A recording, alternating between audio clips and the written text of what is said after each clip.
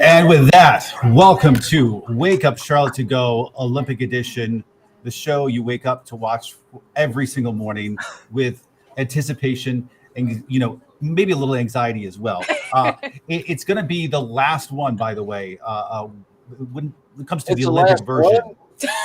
The Olympic You version. just got Larry really Oh. No, Larry, you're not out of this come Monday Larry morning. said the last one. No, it's the last Olympics version. Where you get the very latest up-to-date information on the Olympics, who's winning, who's losing. And this morning we got a lot to talk about. For one, we got Kamila Valieva. She's a Russian skater who ended up not medaling at all after she was like the odds-on favorite. We're going to talk about that. We're going to talk about what's coming up tonight on WCNC Charlotte and Peacock and everywhere else we can watch it. And then we're going to look forward to the closing ceremonies, which is actually happening this Sunday. Yes, this is almost over, folks. Believe it or not. I can't believe it. It has flown by, really. I know, right? And then finally, in un-Olympic news, we have a new member of the Wake Up Charlotte family coming our way in a few months. And then we found out a little bit more about this new member this morning. We'll get to all of that coming up in just a few minutes. First, though, let's talk about Kamila Valieva. Honestly, I'll just say I think this is like one of the saddest stories out of the Olympics. We've got a 15-year-old who had all this hype built up around her, had this whole doping issue surrounded her, and then you had her falling several times, walking off the ice, and barely was comforted by any single person. And she's 15 years old, and she was clearly devastated. Again, didn't even place, didn't even medal. Russians took gold and silver, and then I believe a Japanese figure skater took bronze. But Ruby, I know you were sort of tracking the reaction online.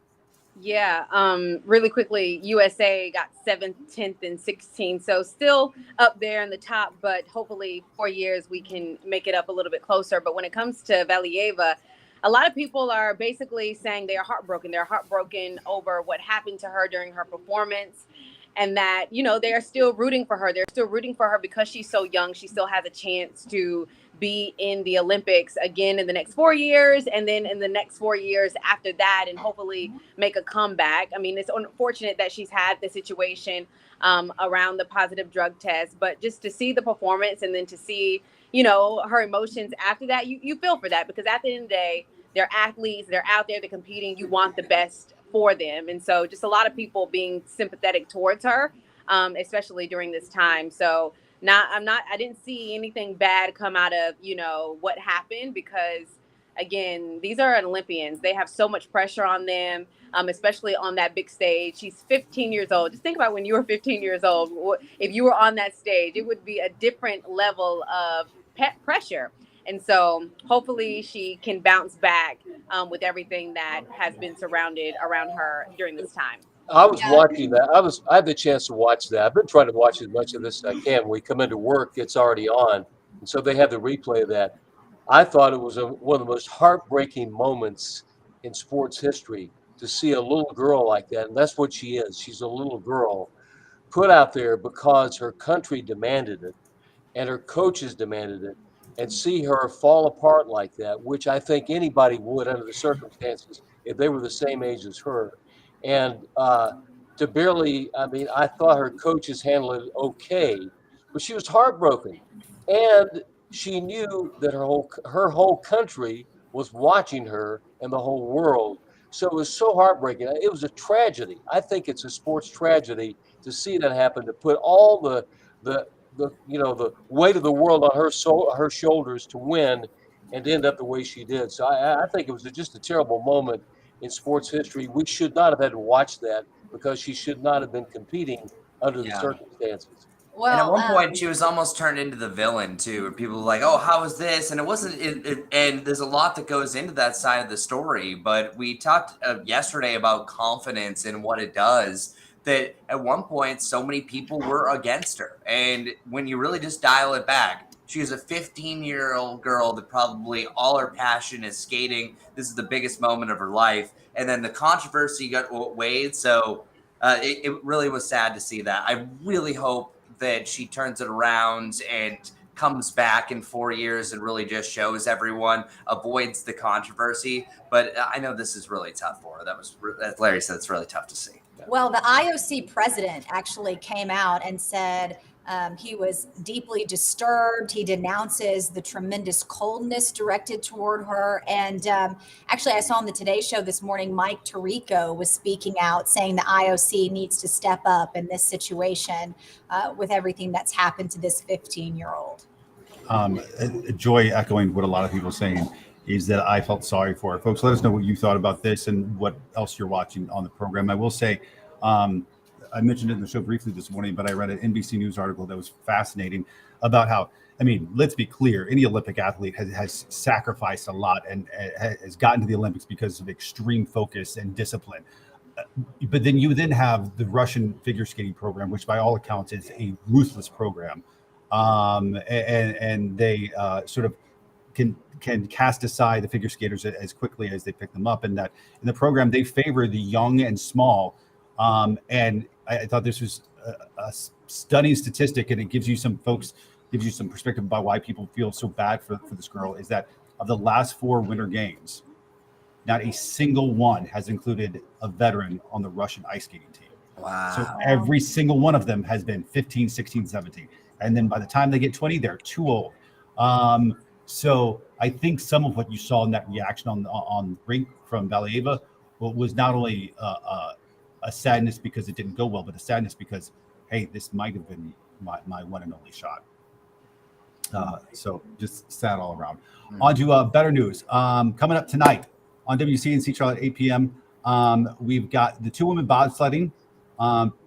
That's coming up. And then at 8:30, figure skating, back to the pairs short program. At 9, the men take to the slopes in the half-pipe final. And then at 10, it's back to the ice for the short program. There's still stuff happening in the next 2 days, Lots of competition still left. I know. And then we got the closing ceremony on Sunday morning. I can't believe it. Can you guys? Sunday morning, No. it's going to be amazing. Wow. That's going to be live streamed on Peacock, 7 a.m.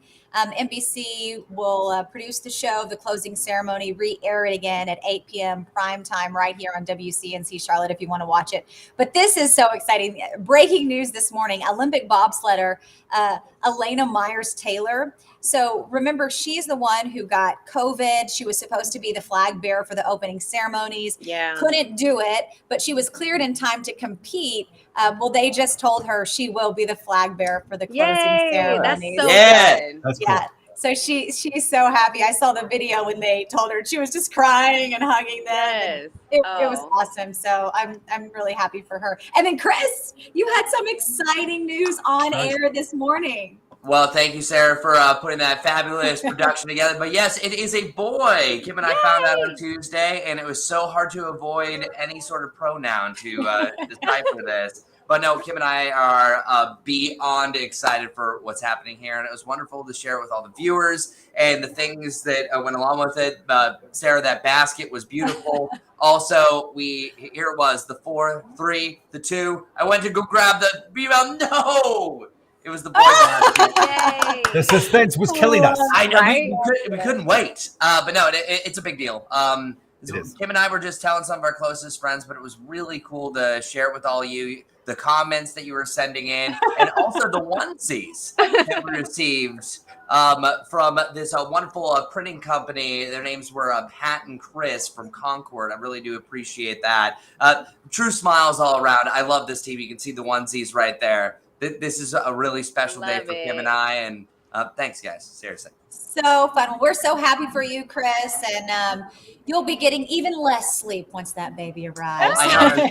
So the biggest challenge everyone says, because I'm so full of energy, is if I still keep that energy with everything I'd going love to on. see that. But we will let you know from the ultrasound when we saw this kid's a mover.